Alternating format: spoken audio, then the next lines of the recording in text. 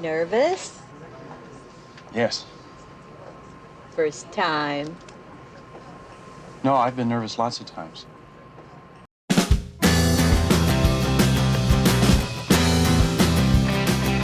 Hello everybody, welcome back to my channel. Welcome to my channel if it's your first time.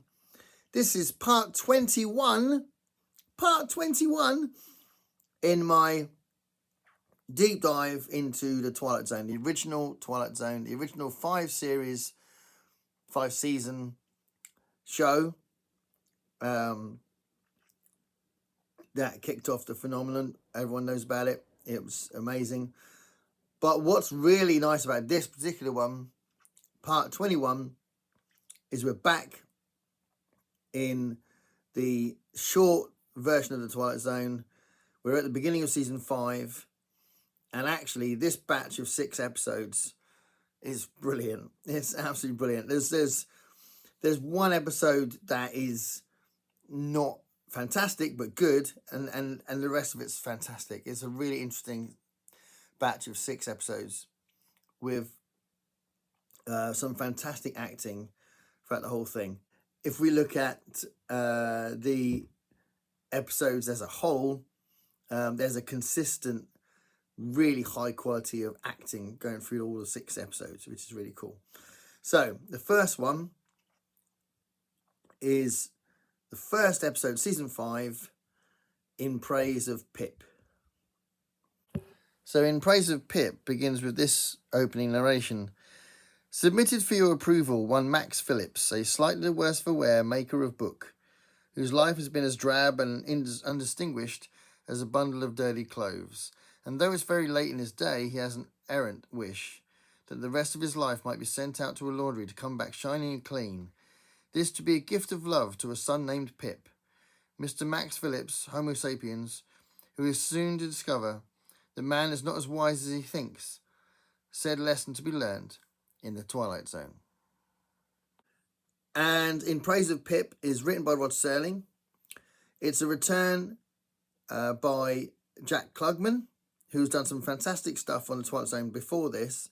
So A Game of Pool and the one about Trumpeter. I forgot what that one's called. But fantastic performances. He's a really good actor, and this is probably the best performance he's done in the Twilight Zone. He's brilliant in all of them. He's a really good actor, but in this one he's got a lot. He carries the episode. He's got a lot to do. The whole episode is around him, and really this episode is about regret. It's about fatherhood. It's about having an alcohol problem. It's really strong. It's really, really strong. It's a really well-written episode. It's quite theatrical in its tone in some ways. It's got sort of a bit of a poetic script, but the performance from Jack Klugman is just phenomenal. And it's also got Bill Mumy in it. Bill Mumy plays the young version of Pip, the character in the title of the story. That's Jack Klugman's son. And it's all there's lots of references through the episode to when he used to take his son to the fun fair, and at the end Bill Mumy plays that aged son at the fun fair, and it's just beautifully done. It's really, really good. It's a touching, tender episode with this really sensitive performance from Jack Klugman and a really very sweet performance from Bill Mumy, a very young Bill Mumy at the end. And it's interesting because it's kind of a story with 2 halves as well, because the first half is kind of like a gangster plot with Jack Klugman's character, who's basically working for a gangster and is regretting some of the nasty side of that and trying to let this young guy go from a debt that he owes this gangster. And it's quite violent and it's quite full on. And then you get this change in shift when it gets towards a more tender sort of second half. But it all makes sense and it's brilliantly done. It's a really good story. So In Praise of Pip is a brilliant start to season 5. Then the next episode is Steel. And Steele starts with this opening narration. Sports item, circa 1974, battling Maxo B2 heavyweight, accompanied by his manager and handler, arrives in Maynard, Kansas for a scheduled 6-round bout. Battling Maxo is a robot, or to be exact, an android. Definition: an automaton resembling a human being. Only these automatons have been permitted in the ring since prize fighting was legally abolished in 1968. This is a story of that scheduled 6-round bout. More specifically, the story of two men shortly to face that remorseless truth, that no law can be passed which will abolish cruelty or desperate need, nor for that matter blind animal courage. Location for the facing of said truth, a small, smoke-filled arena just this side of the Twilight Zone. And Steele is written by Richard Matheson, and Richard Matheson originally wrote the story in 1956, and it appeared in his short story collection, The Shores of Space, which is a brilliant collection I've got upstairs. And it's a really good episode, and it stars like Lee Marvin. So Lee Marvin makes a return. So the last time he appeared was in The Grave, and Lee Marvin's a really good actor, quite underrated, I think, and he's brilliant in this one. And it's basically about a situation where you've got boxing robots, and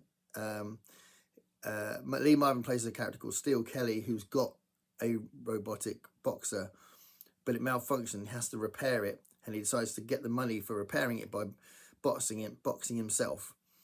And it's a really tense, dramatic episode, because there's this human that feels compelled to get the money he needs by boxing a robot, which is clearly going to have an advantage over him. And it's just really good. It's really played out really well. One of the things that's consistent with the Twilight Zone, it seems, is that the makeup artist seems to very frequently be William Tuttle, and he does some makeup on he makes these masks for the robots that make them look really eerie and strange. So that's something that I'm going to reference in a minute as well with the next episode. But yeah, Steele, great episode, again by Richard Matheson. And then the next one is Nightmare at 20,000 Feet. And Nightmare at 20,000 Feet starts with this opening narration. Portrait of a frightened man, Mr. Robert Wilson, 37, husband, father, and salesman on sick leave. Mr. Wilson has just been discharged from a sanitarium where he spent the last 6 months recovering from a nervous breakdown, the onset of which took place on an evening not dissimilar to this one, on an airline very much like the one in which Mr. Wilson is about to be flown home. The difference being that on this very evening, half a year ago, Mr. Wilson's flight was terminated by the onslaught of his mental breakdown. Tonight he's travelling all the way to his appointed destination, which, contrary to Mr. Wilson's plan, happens to be in the darkest corner of the Twilight Zone. So as I've said, Nightmare at 20,000 Feet is one of those really, really famous stories, and it's been redone. It was redone in the movie, the Twilight Zone, the movie. It's been redone in the latest version of the Twilight Zone as well, the one overseen by Jordan Peele. There's a new version of Nightmare at 20,000 Feet for that as well. It's been parodied. He's even parodied on the Muppet Show, the Muppets Tonight series. And William Shatner, reappears. He'd previously been in Nick of Time, which was another Richard Matheson story, but now he appears in this, and he is brilliant in this. It's probably the most subtle acting he's ever done, and it's just so brilliant the way he does it. And he could have overacted it, but he didn't. He didn't overact it. It's very, very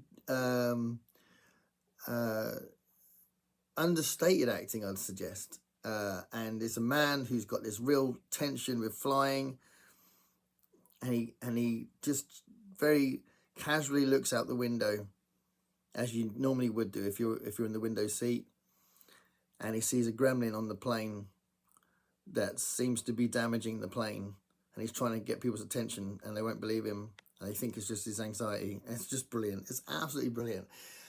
You watch this episode and you just think, yeah, there's a reason why it's so iconic, so famous. Shatner's performance is brilliant, but the story's brilliant. The way that the the story develops, the structure of the episode is brilliant as well. It's just a fantastic episode. But originally from a story by Richard Matheson that came out in 1961 and appeared in Shock 3, which is another great Richard Matheson collection. So yeah. Another mention of William Tuttle, because he created the makeup and costume for the gremlin on the plane as well. So yeah. Nightmare at 20,000 Feet is an absolute classic for all the right reasons. It's brilliant, and I've seen it so many times, but it was just absolutely amazing. So yeah, that was the next one. And then the next one after that is called A Kind of a Stopwatch. And A Kind of a Stopwatch begins with this opening narration. Submitted for your approval, or at least your analysis, one Patrick Thomas McNulty, who at age 41 is the biggest bore on earth. He holds a 10-year record for the most meaningless words spewed out during a coffee break. And it's very likely that as this moment, he would have gone through life in precisely this manner, a dull, argumentative big mouth who sets back the art of conversation 1,000 years. I say he very likely would have, except for something that will soon happen to him, something that will considerably alter his existence and ours. Now you think about it now, because this is the Twilight Zone. Okay, so A Kind of a Stopwatch is written by Rod Serling, based on a story by Michael Rosenthal, and it's a really interesting episode. It's good, but it's not quite as good as these brilliant ones in the rest of this batch, but it's good.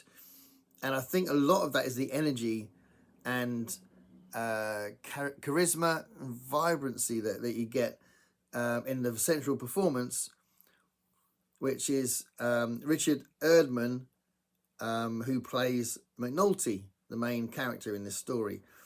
And it's a as I said, it's a very energetic, bouncy performance. It's quite funny, and he basically gets given a stopwatch that can stop time. So now it's become a bit of a classic thing that's been overdone a little bit, and most recently it was done brilliantly, absolutely brilliantly in the what was it called? The series that was based on the Simon Stollenhag books, Tales from the Flood. Yeah, I think it's called Tales from the Flood. I'm not sure, but I might put up the title of that episode. That series when it comes to me. But anyway, that was really done well in that series. But anyway, this is the Twilight Zone tackling somebody being able to stop time. And actually, it's fun to see it develop, fun to see it actually happen. But then the ending is just basically the guy being freaked out by it. And it's a little bit of a non-ending. So it's a bit of a shame. So it's not kind of ruined by it, but it's not one of the best episodes because of that. So the next one is Last Night of a Jockey. And Last Night of a Jockey begins with this opening narration. The name is Grady, 5 foot short, in stockings and boots, a slightly distorted offshoot of a good breed of humans who race horses. He happens to be one of the rotten apples, bruised and yellowed by dealing in dirt, a short man with a short memory who's forgotten that he's worked for the sport of kings and helped turn it into a cesspool, used and misused by the two-legged animals who've hung around sporting events since the days of the Colosseum. So this is Grady on his last night as a jockey. Behind him are Hollywood Park and Saratoga. Rounding the far turn and coming up fast on the rail is the Twilight Zone. Okay, so Last Night of a Jockey is written by Rod Serling again, and he wrote this episode specially for the main actor. So the main actor is a bit of a legend, screen legend, called Mickey Rooney, who is famously quite short, and he plays a guy called Grady, who's a horse jockey, so a rider jockey, who is tormented by the fact he's so short. It's a really interesting character piece. It's very theatrical. You can imagine it being a play on screen, which you can say for a few of these episodes. But the performance is phenomenal. It really is a strong performance from Mickey Rooney, and if you get this feeling that Rod Serling wanted to write this for him because he knew that he'd do a great performance. Mickey Rooney had worked with Rod Serling before. He'd done previous things for Rod Serling before he did the Twilight Zone, and he goes on actually to do something for him in Night Gallery as well. So yeah, they had a working relationship that was beyond this one episode. But I think that's why he wrote it for him, because he worked with him and he knew that Mickey Rooney would do a fantastic job. And there's a great scene at the end when Mickey Rooney realizes that this gift that he'd been given by the Twilight Zone is not really a nice gift, and he's been, if you like, punished like hubris for his arrogance and his ego and all that kind of stuff, which is classic Twilight Zone. So yeah, kind of the Last Night of a Jockey is a really good episode that highlights the great acting of Mickey Rooney. So the last one of this batch is Living Doll. And Living Doll begins with this opening narration. Talking Tina, a doll that does everything. A lifelike creation of plastic and springs and painted smile. To Eric Strater, she's a most unwelcome addition to his household. But without her, he'd never enter the Twilight Zone. So Living Doll is written by Jerry Soule, uncredited, by Jerry Soule, from an idea of Charles Beaumont's. So Charles Beaumont has written tons for the Twilight Zone, but by now he had died. And he written this idea and Jerry Soule wrote it out, but didn't get credit for it. So on the screen, it just says written by Charles Beaumont, which I think is kind of interesting. But yeah, Charles Beaumont gave them the idea. Jerry Soule created the story, and it's an absolutely fantastic episode. It's definitely one of the best episodes, and I always remember it. But watching it this time, because obviously I'm doing this through rewatching them all, I'm just struck by how brilliant everything is. The acting's brilliant, the direction's brilliant. It's such a strong episode on so many levels. But the central performance, the person that carries the whole episode, is Telly Savalas. So Telly Savalas is quite an underrated actor, I think. And he's phenomenal in this.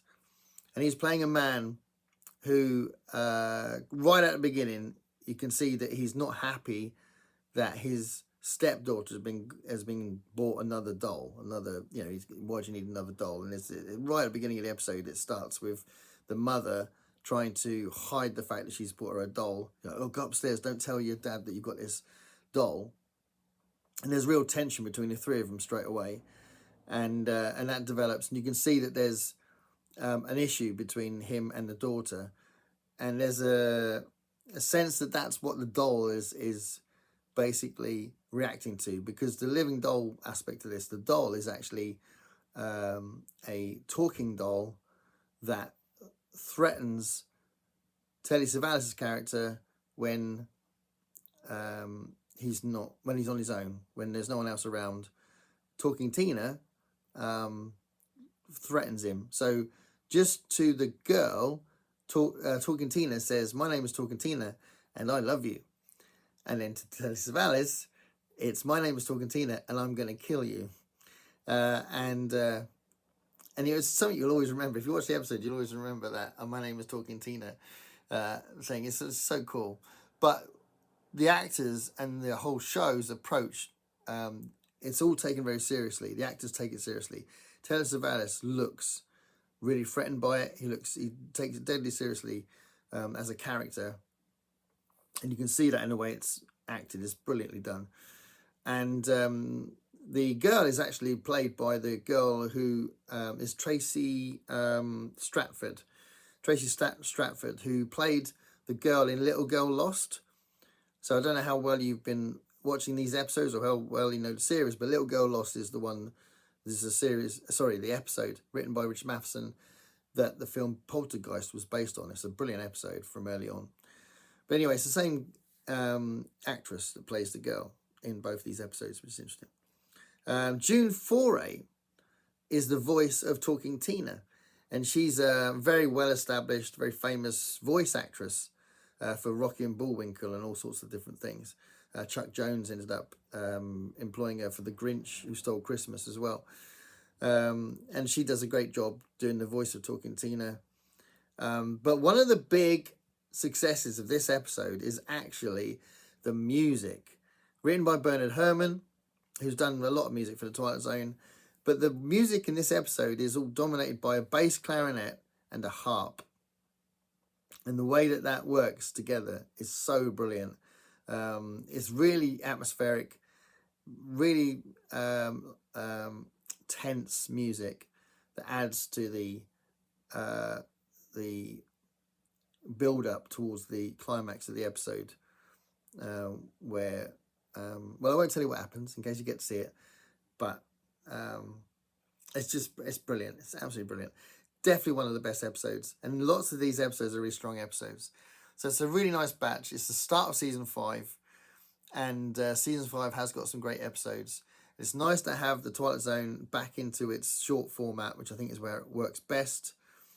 And it's just an awesome, awesome set of episodes. So there we go. Season 5's on the go. This is part 21. I've only got another 5 videos to do, and I've done the whole of the series, which is interesting. But yeah, this particular batch of 6 episodes shows off a lot of great acting done by people who become really famous. So there you go. Thanks for watching. Stay curious, everybody. See you later.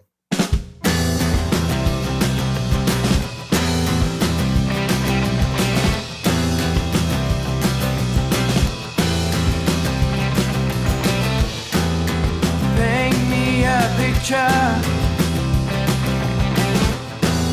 of what it's like to be you.